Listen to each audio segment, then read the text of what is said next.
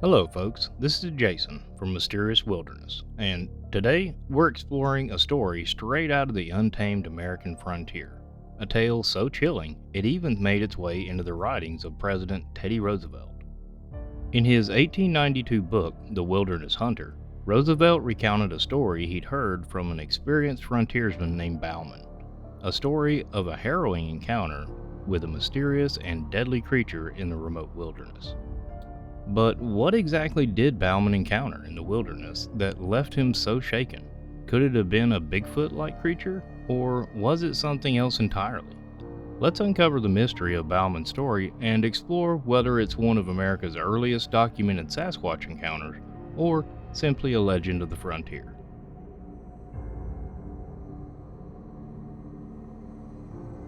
The late 19th century was a time of exploration, survival, and grit. The American frontier was vast and untamed, a land of towering mountains, dense forests, and wild rivers teeming with game. It was also a place of danger and isolation, where only the most skilled and resourceful individuals could thrive. Montana and Idaho, where Baumans Story is believed to have taken place, were among the most remote and challenging regions of the frontier. These areas were largely unexplored, with their rugged landscape serving as both a bounty and a barrier for those brave enough to enter. This was a land of predators, from grizzly bears and mountain lions to wolves that roamed in packs. It was also a land steeped in mystery, with the shadowy forest and misty valleys holding secrets that remain unsolved to this day. Bauman, the central figure in this tale, was a seasoned trapper and mountain man, someone who had spent his life navigating the wilderness.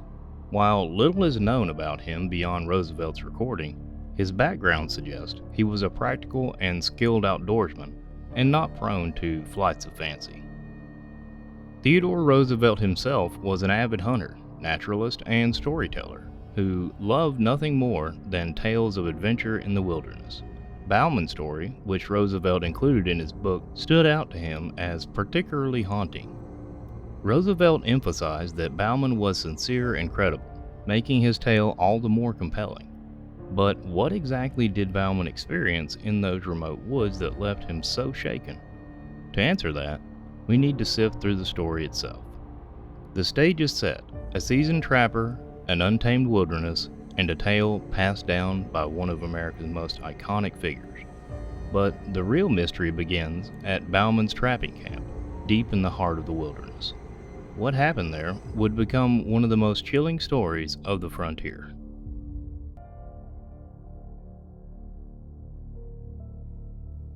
Bauman's tale begins in the remote wilderness, where he and a partner set up a trapping camp.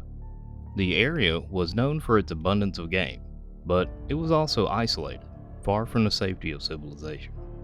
The two men chose a spot near a quiet river and quickly set up camp, ready to start their work. But from the moment they arrived, they began to notice strange signs, something that hinted they might not be alone. As they prepared their traps, Bauman and his partner discovered unusual tracks near their camp. The prints were large and human-like, with toes clearly visible, but they were far too big to belong to any person. The tracks circled their campsite, and the men couldn't help but feel an uneasy presence watching them from beyond the shadows. While they dismissed the tracks as possibly belonging to a bear, their unease began to grow. That night, as the two men settled in, they were awakened by a strange noise, heavy footsteps moving just beyond the firelight, and the sound of branches snapping. They shined their lanterns into the darkness, but saw nothing. Yet the footsteps continued, circling their camp like a predator stalking its prey. Bauman described the creature's movements as calculated, almost as if it were studying them. In the morning, the men woke to find their traps disturbed, as if something had deliberately tampered with them. Even more unsettling, there were deep gouges in the nearby trees, marks that looked like they could have been made by powerful claws. Despite their growing fear, the men decided to stay one more night, determined to finish their work. But their courage would soon be tested in a way they could never have imagined. On the second evening, Bauman left the camp to check the traps, leaving his partner behind. When he returned at dusk, he immediately noticed something was wrong. The campfire had burned out, and his partner was nowhere to be seen. As Bauman searched the area, he made a horrifying discovery: his partner's lifeless body lying near the camp. The man's neck had been broken, and his body showed signs of violent mauling, yet the injuries didn't match those typically caused by a bear or any known predator. Overcome with fear, Bauman didn't stay to investigate. Grabbing what supplies he could, he fled the camp, running through the forest as fast as his legs could carry him. He later recounted that he felt watched the entire time, as though the creature was following him, but choosing not to strike. Bauman never returned to the valley, and the haunting memory of his partner's fate stayed with him for the rest of his life. Baumans Story is one of the most chilling accounts of the American wilderness, a tale of isolation, fear, and an unknown predator lurking in the shadows. But what exactly was this creature, and why did Roosevelt believe Baumans Story was worth preserving?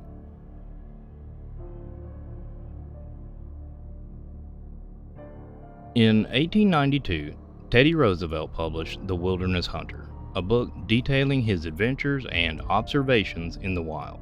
Among its many stories, one tale stands out, not for its celebration of nature, but for its chilling depiction of the unknown. This was Baumans Story, and Roosevelt described it with a level of detail and seriousness that raised eyebrows even at the time. Roosevelt was no stranger to the wild. As a naturalist, hunter, and conservationist, he spent much of his life in the wilderness, studying its beauty and dangers. His credibility as a writer and outdoorsman added weight to the tales he chose to share. Roosevelt stated that Bauman himself told him this story, describing it as an event that profoundly changed him. The fact that Roosevelt included it in his book suggests he believed it held some truth or significance beyond mere campfire lore. While Roosevelt avoided labeling the creature explicitly, he described it as a supernatural menace, a mysterious, malevolent presence in the wilderness. Roosevelt was careful with his words, presenting Bauman as a credible witness who had no reason to fabricate the story. He highlighted Bauman's experience as a trapper and the genuine fear that the man displayed while recounting the events. Roosevelt's retelling of Bauman's story is notable for its haunting tone, which is unusual compared to the rest of his book. The language he used, describing the creature as a half-human, half-devil being, hinted at something far more terrifying than a simple predator. It's this language, combined with the details of the encounter, that has led many to interpret Bauman's story as one of the earliest Bigfoot-like accounts in American history. But what makes Bauman's story so compelling is Roosevelt's own reputation. He was a man of science and reason, someone who valued facts over fiction. For Roosevelt to include such a story in his book lends it an air of authenticity, even if the details remain mysterious and unverified. Did Roosevelt believe that Bauman had encountered a Sasquatch-like creature, or was he simply preserving an extraordinary story of survival and fear? Whatever the case, Bauman's tale has endured as one of the most intriguing accounts of the frontier wilderness.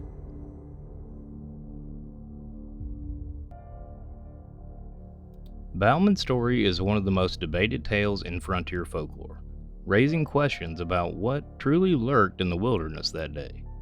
Over the years, numerous theories have emerged, some rooted in cryptozoology, others grounded in skepticism. The most popular interpretation of Bauman's encounter is that he came face to face with a Bigfoot-like creature. The human-like footprints, the territorial behavior, and the violent attack on Bauman's partner are all hallmarks of modern Sasquatch reports. Could Bauman's story represent one of the earliest documented encounters with this elusive cryptid? Supporters of this theory point out that the details align closely with similar sightings from Native American legends and modern Bigfoot accounts, particularly in the Pacific Northwest. Of course, skeptics argue that the simplest explanation is often the most likely, Could the creature have been a bear, such as a grizzly? Bears are known to attack camps, destroy traps, and even kill humans if provoked. But there's a key detail that casts doubt on this theory: the footprints. Bauman specifically described the tracks as human-like, with visible toes and no signs of claws, details that don't match a bear paw print. Additionally, the calculated stalking behavior Bauman described isn't typical of a bear, which tends to attack in bursts of aggression rather than prolonged intimidation. Another theory is that Bauman and his partner may have encountered a human threat. Trappers were fiercely territorial in the frontier days, and disputes over land and resources sometimes turned deadly. Could another trapper, or even a small group of people, have attacked the men and staged the scene to frighten others away? While this explanation accounts for the violence and the sense of being stalked, it doesn't explain the inhuman tracks or the eerie sounds that Bauman reported hearing that night. Then there's the possibility that the creature was something entirely supernatural. Roosevelt himself referred to it as a half-man, half-devil being, suggesting a creature that exists beyond the realm of science. Some believe Baumans Story aligns with Native American legends of spirit creatures or forest guardians, entities that protect sacred land from intruders. Could Bauman have crossed into territory that was off limits, unknowingly invoking the wrath of such a being? Finally, there's the possibility that Bauman's story was exaggerated or even embellished over time. Frontier tales often took on a life of their own, passed down as cautionary stories meant to entertain or warn others about the dangers of the wild. But Roosevelt's insistence on Bauman's credibility makes this theory harder to accept.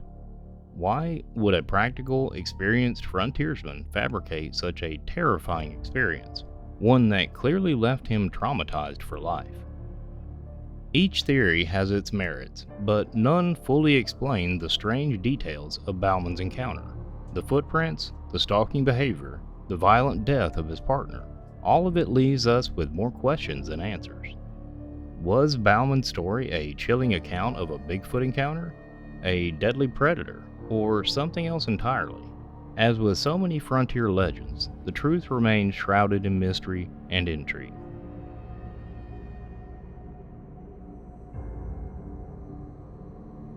Bauman's story has become one of the most famous tales of the unexplained, but its legacy goes beyond mere campfire lore.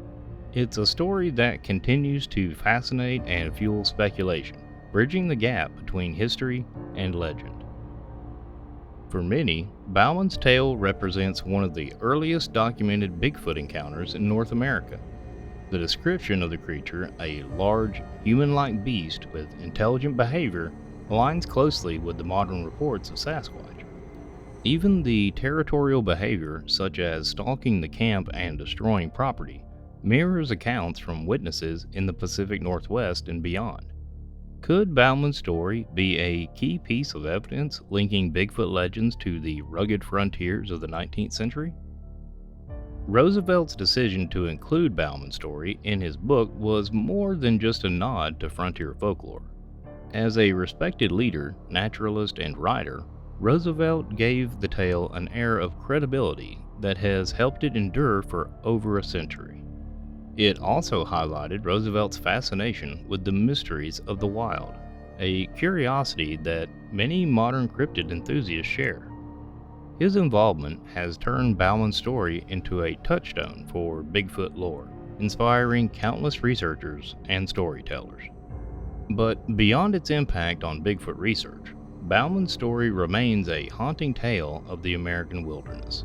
It speaks to our deep-seated fears of the unknown, the dangers that lurk just beyond the firelight, and the idea that some mysteries may never be solved. Whether you believe Bauman encountered a Sasquatch, a territorial predator, or something else entirely, his story continues to captivate and inspire, reminding us of the untamed wilderness that still exists in the world and in our imaginations. Bauman's story is more than just a tale. It's a reminder that even in the modern world, the wild still holds its secrets. What do you think? Was Bauman's encounter evidence of a Bigfoot? Or was it something else entirely? Let us know in the comments. Thanks for joining me here at Mysterious Wilderness. Don't forget to like, subscribe, and ring the notification bell. And if you'd like to help support the channel, you can do that by becoming a channel member here on YouTube or on Patreon. Until next time, stay curious and keep exploring.